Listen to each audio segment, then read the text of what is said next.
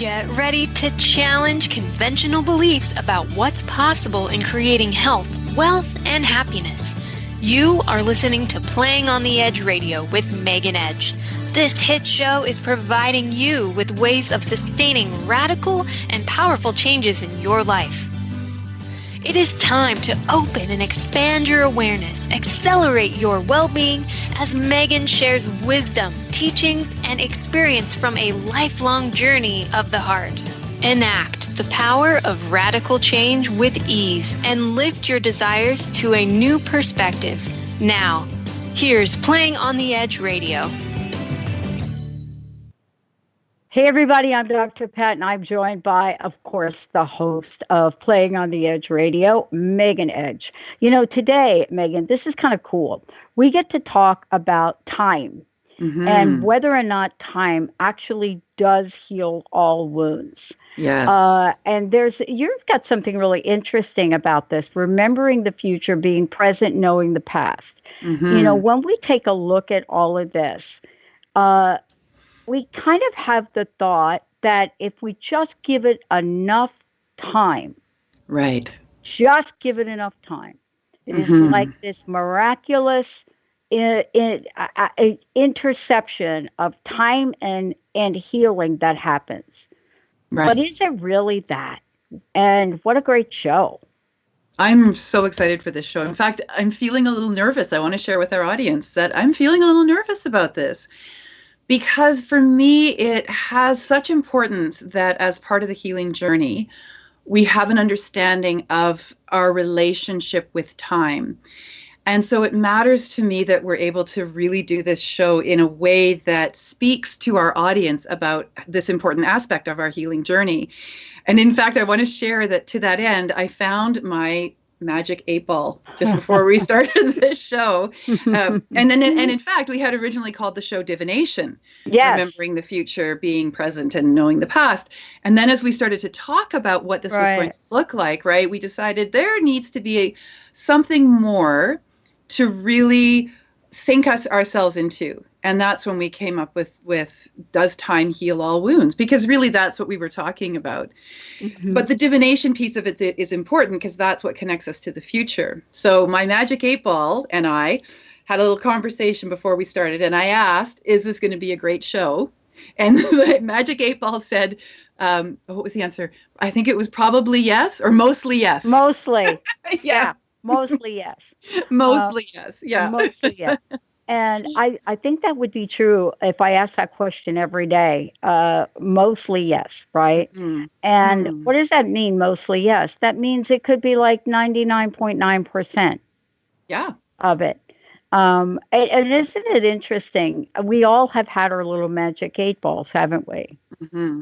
Absolutely. And throughout time, as a species, we have been fascinated with what's going to happen. What's going to happen next, right?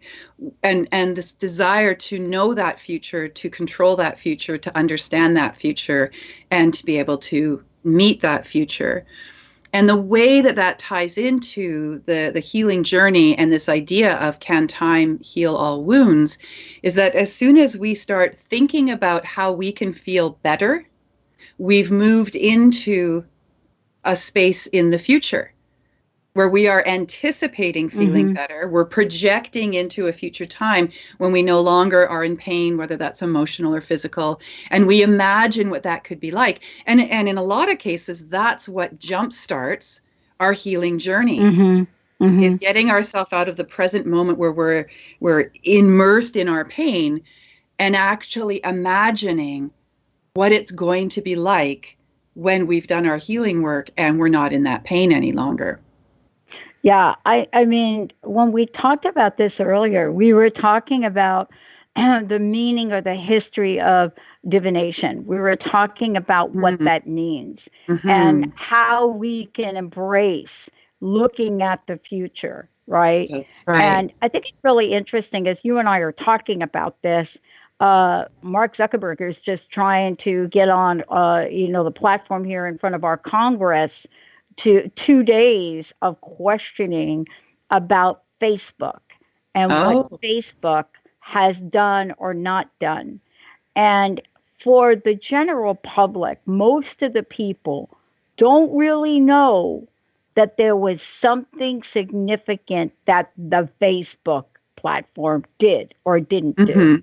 Because at an individual level, I am still just getting my Facebook stuff, right? We're still doing this Facebook Live.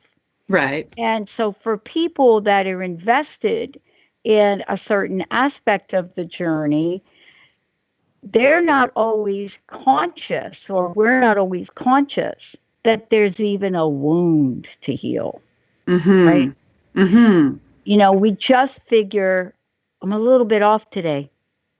You know, maybe I'm just a little bit off.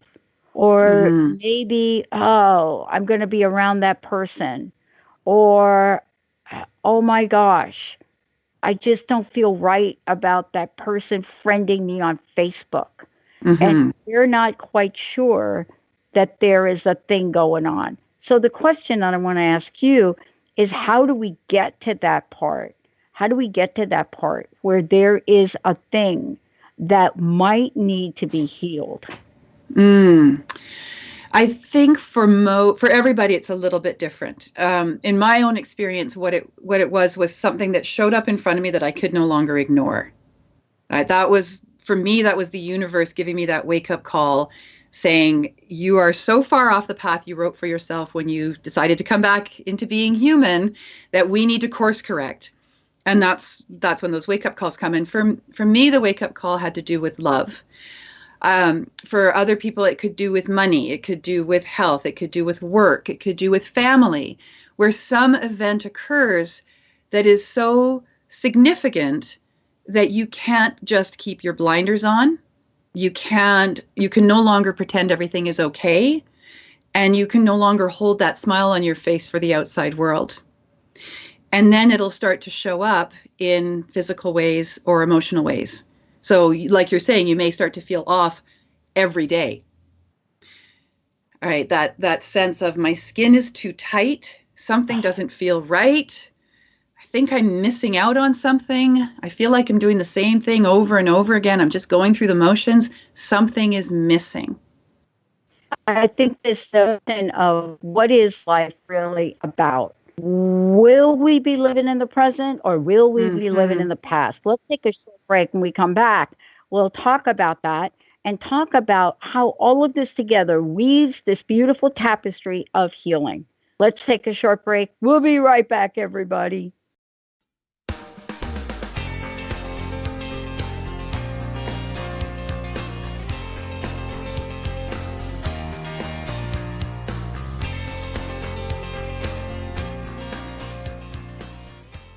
Hey, everybody. Awesome, awesome, awesome. Hey, welcome back. It's great to have all of you tune us in and turn us on. Hey, before we keep going, I want to just stop for a minute. And I just want to ask you, Megan, can you give people information about, one, how they can find out more about you, but some of the upcoming work that you're doing? Oh, absolutely. I'd love to. Speaking of time and future events. Yeah. In the present moment, the best way to reach me is through the website, which is meganedge.ca, or you can find me on Facebook under Megan Edge Healing, YouTube under Megan Edge Healing. I'm on LinkedIn. Email, always great. Phone, you can get me in all those places. All the information is on the website. And then to answer your question about what's coming up in the future, there's a number of certification programs that I've created out of the work that I do. And one that I'm super excited about is the Intuitive Energy Massage, which is now a 3 levels of mastery certification program. I have a level 1 workshop, or a level 2 workshop this weekend coming up, but you have to have done your level 1 first. There's a May level 1, there's a September level 1, November. So basically every second month moving forward, we do level 1, and then level 2 is an internal thing after you've completed your level 1. Intuitive energy massage is this beautiful healing modality that taps into your physical body and your emotional, your energetic, your spiritual bodies. And it allows us to move energy through time, which is why it's appropriate for what we're talking about today, where the practitioner learns how to access the stories that their client's body is holding in all of those different bodies and through time, so that we can then do the healing work in this present moment. And then the other program that I've created is to help healers, to help future healers walk in that path to become healer, to call themselves that in a viable business where they are giving service to others in this way, in this modality, and really stepping into that calling of being a healer and learning how to do that within the systems that I've created. So that one starts in September. Our next program of that one starts in September. So those are some of the things that we've got coming up. I think it's super exciting when we think about this, is that we get to share our learning. And see, this is what's kind of cool about today's show and today's topic, is that this is a journey. We are on a journey. But if you're like me, you didn't know that till maybe, I want to say 1997 or something, that, that there is this journey and I'm on it, and that my past plays a part, as does my view of the future. But is it true that there's nothing like the present? What is the present? I love how you said that. There's nothing like the present. In my view and experience and belief, that's because there is no such thing as the present. I know, we were talking about this. Right? The present does not actually exist. Right? And think about that for a moment. In linear time, which is what we are mostly focused our consciousness on, is linear time, past, present, and future. The present, it never stays in one place. It is a union between the past and the future. And the way that I like to think about it is as if we were on a conveyor belt, or we were standing in front of a conveyor belt. So we're stationary, and time as we understand it is constantly moving past us in linear time, in that concept of linear time.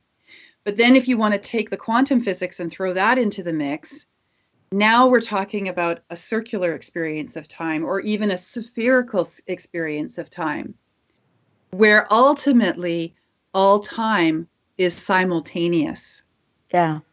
It's always happening. And then you want to add to that this idea of happen tracks, so that every choice that you make in this present moment as we understand it sends out these tendrils of possibilities into our idea of the future. And then our point of consciousness allows us to choose which of those happen tracks we're going to focus our point of consciousness on. And while this may sound very philosophical or very heady, the practical application of this in terms of the healing of the present or the past or the future is that in this idea that all time is simultaneous, I can choose where I'm going to place my point of focus. And so I can as easily remember my future possibilities as I can know my past and the significance and purpose and reason of the events that I've called into this linear timeline experience. What's kind of cool about this is people debate this ad nausea, right? Debate the idea that we can repeat things. Once you experience a thing, whatever the thing is, you cannot repeat it exactly, because you as the observer have been forever changed. Yes. Forever changed. I think you and I were talking about a very, very popular book that you and I both sort of agree about, and that is Be Here Now and the Power of Now. And and for me, I remember when those books came out, and I think they're really important bodies of work for a lot of people. But there are some of us that just don't get it. And I'm one of those people. Let's talk about intuition if we could. Sure. If you are genuinely intuitive, like I think you and I are, we are in this space, this intuitive energy space of the energy of a thing. And that thing isn't necessarily in the present. Right. You know what I'm saying? It's an insight, right? it's a tricky, I don't even want to call it a pendulum because I don't think it is. I've never been a fan of be here now, be in the present now, the power of now. I have been always a fan of the power of next. And I don't know if it's from my mom or where it is. That doesn't mean that we don't take time to stop and consciously be aware and meditate. And I think that's where we get confused about it, don't you think? Yeah, I think that what's happening in metaphysical communities and alternative healing communities is this idea that we have to be present to the now puts an enormous amount of pressure on us to somehow show evidence that we understand what the present is and that we're in the present. I'm in the present. But the thing is, you can't be in the present. You just simply can't. It doesn't exist. It's what I just said is now in the past. What I'm about to say is going to be in the future, but as soon as I say it, it's in the past. Oh.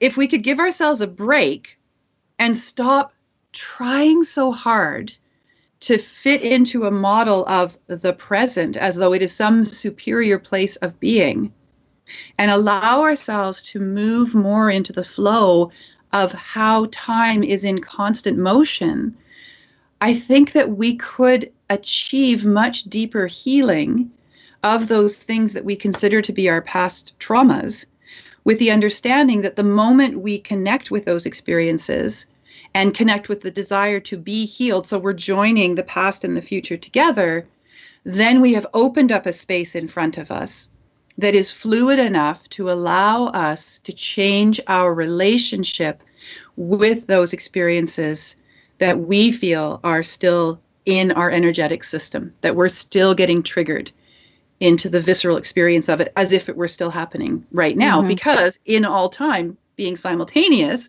it is still happening until such time as you release the energy around it. You know, is the present a gateway between the past and the future? And let me tell you what I mean by a gateway. I'm not talking about like, this elongated bridge, but you mentioned Star Trek, didn't you? Earlier? When we were preparing for the show, yeah, we were looking at Star Trek, Quantum Leap, Back to the Future, Terminator. Exactly. Yeah, all these places in popular culture where these discussions are happening.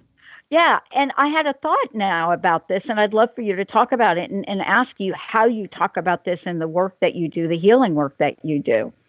What if the present was the moment where we get to decide what was that thing that they used to do to go from where they were, and that quantum leap that they would get the Enterprise, right? They would just like hit the button and there they go. Right.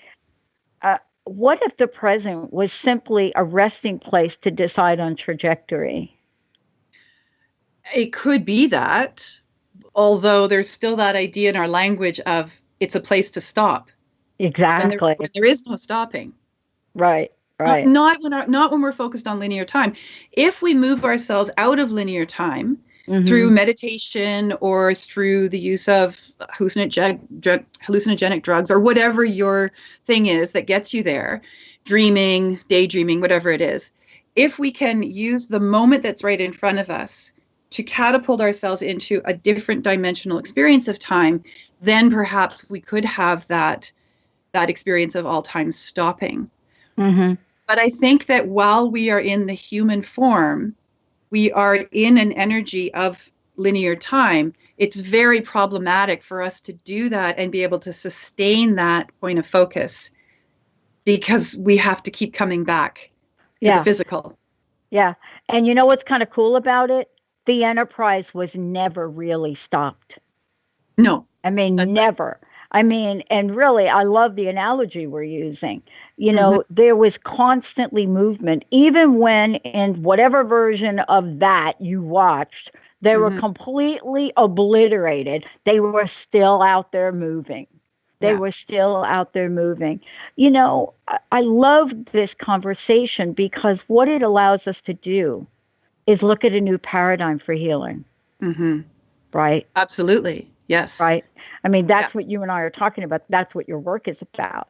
In order to get there, though, we do have to challenge the current perspectives on the present. Absolutely. And that's the playing on the edge piece. That's the radical changing of the way we think about what's possible for us in terms of healing and potential. And I mean, let's talk about amazing future events that we want to manifest for ourselves as well.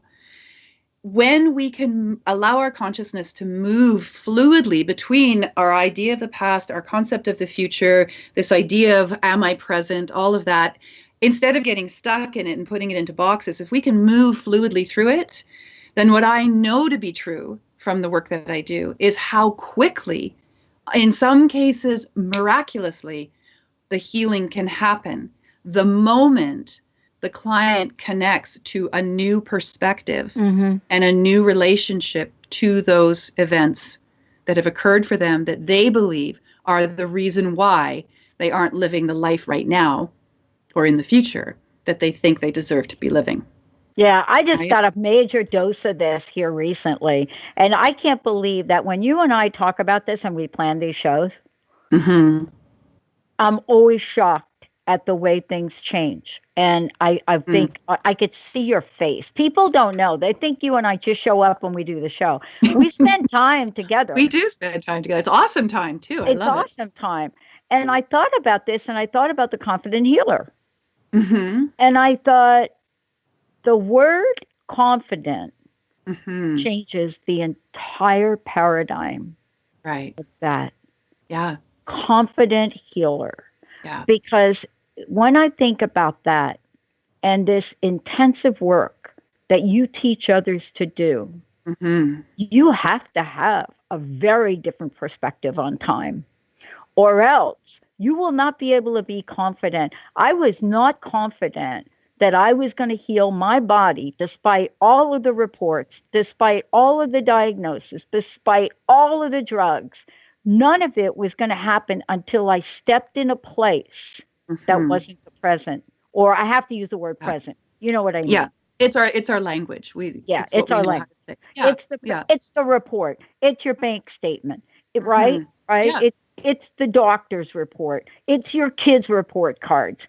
It's like the book deal you didn't get, and you get the letter. There is a completely serious opening for wounding in that place.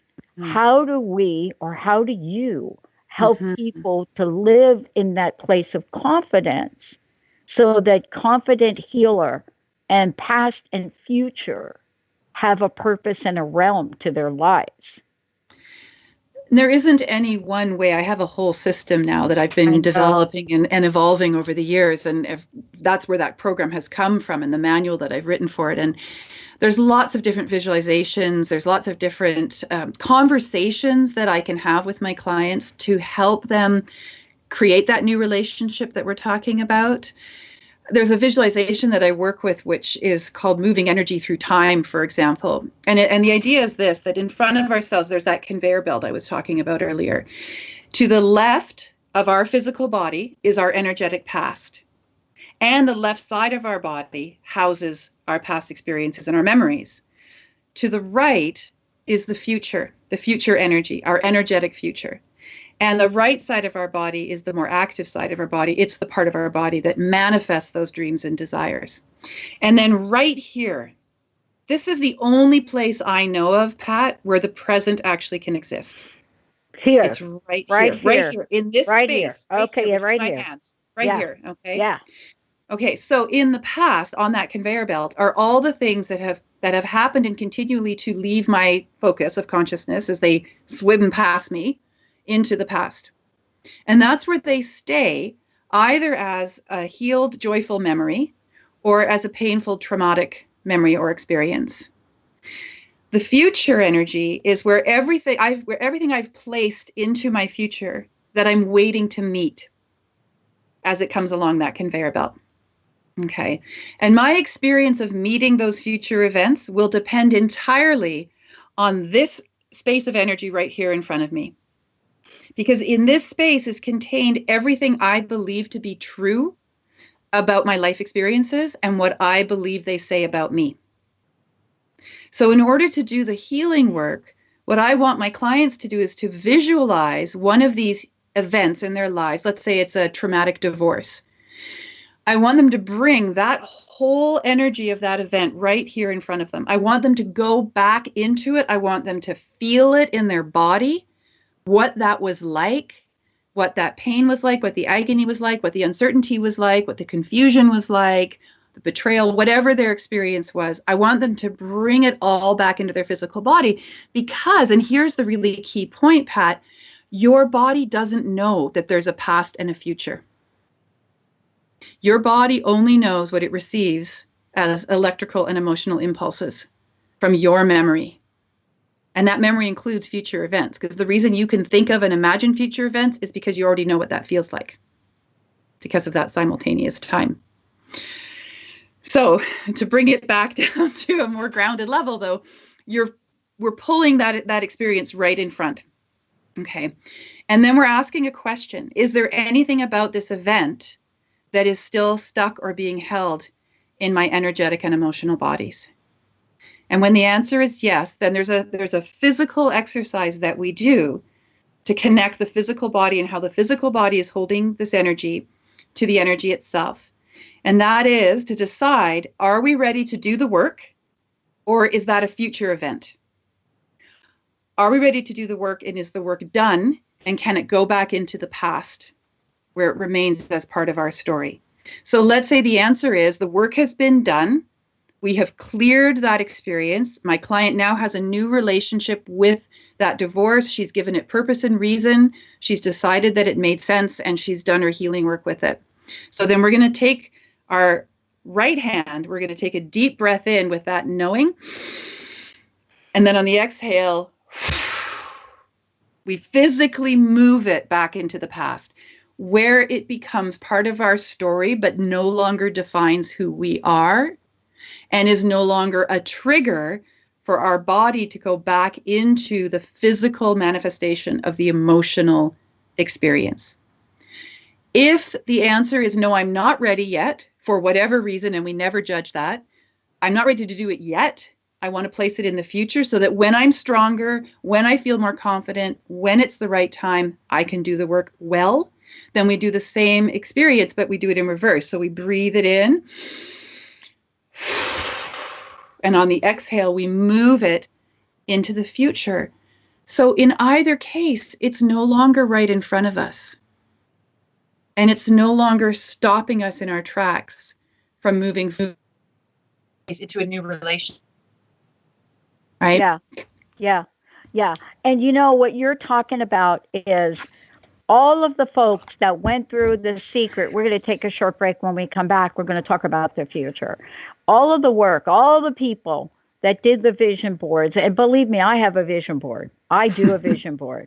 All of the things that we so hold on to, when we set that attachment into motion for a thing, and it doesn't turn out the way we think, now we're creating a whole new realm of energy. But how can we hold a vision for our future without an attachment? Boy, attachments hurt, boy. Good question. I'm telling you. I tell you, it is like attachments are like the super glue of, stuckness that just won't go away. Let's take a short break. Megan Edge, we'll be right back with the show. All clear.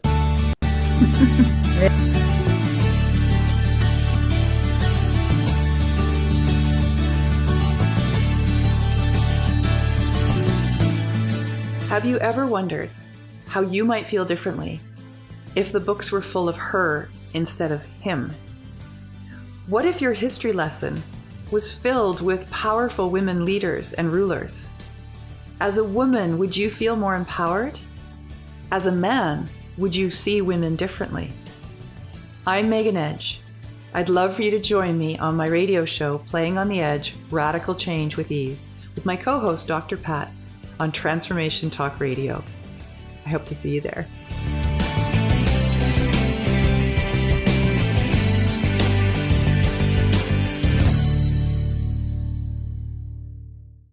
Hey everybody. Welcome back. Welcome back. Megan, a couple of things. I know that you've put something together for our listeners here in terms of a fabulous giveaway for people. Tell folks a little bit about what that is. What I have for everybody are these little ebook stubs. They look like little business cards. And each one of these has a downloadable ebook of the guidebook for my box set of oracle cards, which are one of the tools that we use to help us connect in with our guidance and even sometimes those future events and the information that we want from them. So the ebook gives the audience the ability to read through the book, get a sense of what it is, what I've created. My story is in terms of, and my story was around separation and divorce. That was one of my wake-up calls. And how the symbols that I ended up creating the oracle card deck from, these beautiful hearts that I found in nature, how those became one of the symbols and synchronicities that I worked with as I stepped into this unknown future, from a place of just having to trust that it's going to work out. It's all going to be okay. It's in everyone's highest good.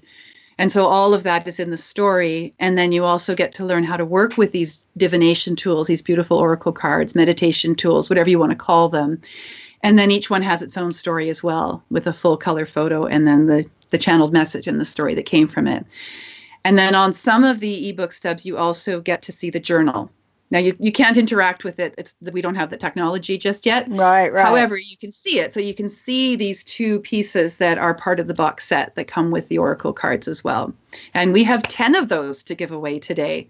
So I believe we're going to be taking 5 callers and 5 Facebook people, some of our folks on Facebook. And we need their emails, the people that call in to the show, right? What information do we want Benny to get from them?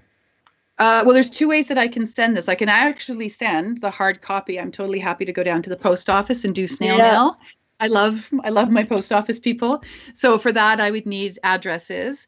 I also love to have emails, because then that gives me a chance to talk to the people who have made that connection and have reached out to us. So I normally at the end of a show will send off some emails to the people who have received the gifts that we've been giving away and create that connection with them. Yeah. So, and also I can email the information. So if you wanted to access it immediately, I can send that through the email, because that worked for you, right? When I sent it to you? Yeah. Okay, perfect. Absolutely. Perfect. So for those of you listening, come on, give us a shout. 1-800-930-2819. 1-800-930-2819.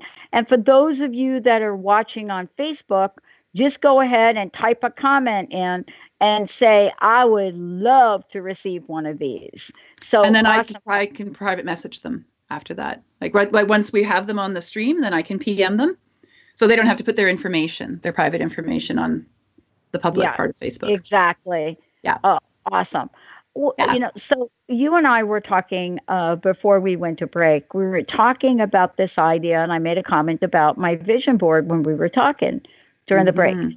So one of the things I wanted to chat with you about was this idea of the future and what it is we need to have in our consciousness to manifest. What role does our view of a future or future life, what role does that play? Yeah, it plays a huge role. Good, bad, or ugly. Yeah, good, bad, or ugly. It plays a huge role. But, the answer that first comes to me when you ask, what is it that we need in order to access the future? We actually need to give ourselves permission to see what our future possibilities are. We have a history in our culture and in some of our organized religions of actually teaching ourselves that that's not okay, that only God or whoever is allowed to know what our future is, and we are not allowed to know that, to the point where divination tools, divination and predicting the future have been made illegal in various parts of the world and through time. To be a gypsy with your golden ball or your crystal ball and predicting tall, dark, and handsome was going to show up could get you landed in jail in the state of New York not that long ago. No, right. Right. So that's my curiosity with our relationship with the future. What are we so afraid of? Why wouldn't we want to know our future? Why wouldn't it be okay to know what our possibilities and our potentials are? Because that then comes into this conversation around fate and free will and what we believe is ours, what belongs to us. As far as I'm concerned, every future possibility that I could participate in, it belongs to me. These are all possibilities that I've created for myself based on every decision and choice that I've made throughout my entire life right up to this point, and then moving forward. And that brings me to this concept that I would love for more people to understand, or at least to play around with. There are no mistakes. Mm-hmm. The decision making is one of the biggest freezing assets that most people have to deal with. Right. Making a decision will stop many people in their tracks because they're afraid of making the wrong choice. That's about the future. If there are all these happen tracks that we're talking about and all these quantum possibilities, then there cannot be a mistake. There can simply be your choice and then your experience of that choice. And the experience of that choice, so the outcome or the consequence of the choice that you make, you get to decide how you're going to be in that unfolding, right? That's the free will piece for me. Free will isn't just about I get to make my choices. Free will is about deciding how I'm going to respond emotionally and behaviorally to the outcome of those choices, and how I'm going to paint that outcome, right? So let's say I decided I wasn't going to work with you. I wasn't going to do this beautiful radio show with you. Let's say for whatever reason, I went, not right now, not the right timing. A part of me, I believe, would still have engaged with you and created this relationship with you and this show with you, and the impact that we're having for people. And I, from the point of focus of deciding not to do this, I would have an awareness of what the experience is like of doing this with you. And either choice is fine, because either choice creates an experience. And then I get to decide what I'm going to do with that experience. And at the end of the day, and at the end of our lives, every part of ourselves that we've projected along a future possible line that wasn't our point of focus, I believe it all comes back and we end up with all the information from every choice that we did and didn't make. And I know that's a lot to think about. It's a lot to take in, and not to overwhelm our audience. For me, I find it a really empowering idea to believe that every possibility is there for me, whether I choose to engage in it or not.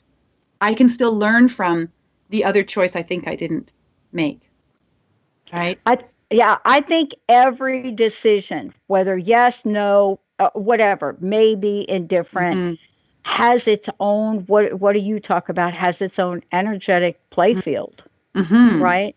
Yeah. And, part of this is exactly what you said. I find it so interesting because there's one thing I've learned, in my life, and that is that I get to choose how I respond to something. Yeah. I really do. And it's not that we're not going to feel sadness if we're sad, or we go through divorces. You're not going to feel something about that. But there's a whole nother series of things that we do with those events in our lives that don't really serve the future that we actually want. Before we kind of bring this to a conclusion of sorts, how can people find out more about you? Let's start there. Let's make sure everybody has enough information about you. Absolutely. meganedge.ca. Couldn't be simpler. That's the website. From there, you can reach me through email. You can reach me through messaging. I'm on Facebook, Megan Edge Healing. We've got a YouTube channel where we have all kinds of videos, trainings, workshops that I've done. We tape everything. There's lots of resources there. That's all about the work that I do and ways to help support you. And that's Megan Edge Healing on YouTube. And you can always email me. That's one of the best ways to get a hold of me, which is Megan at meganedge.ca. Awesome. We've been talking about time today, past, present, future. And I know that you do these fabulous workshops, training, certification with people. We were talking about the future and in the time we have left. I think it's really important for people to know this is what you've discovered. These are some of the tools that we can share with people. Yeah, the whole idea of working with time in the time that we have remaining.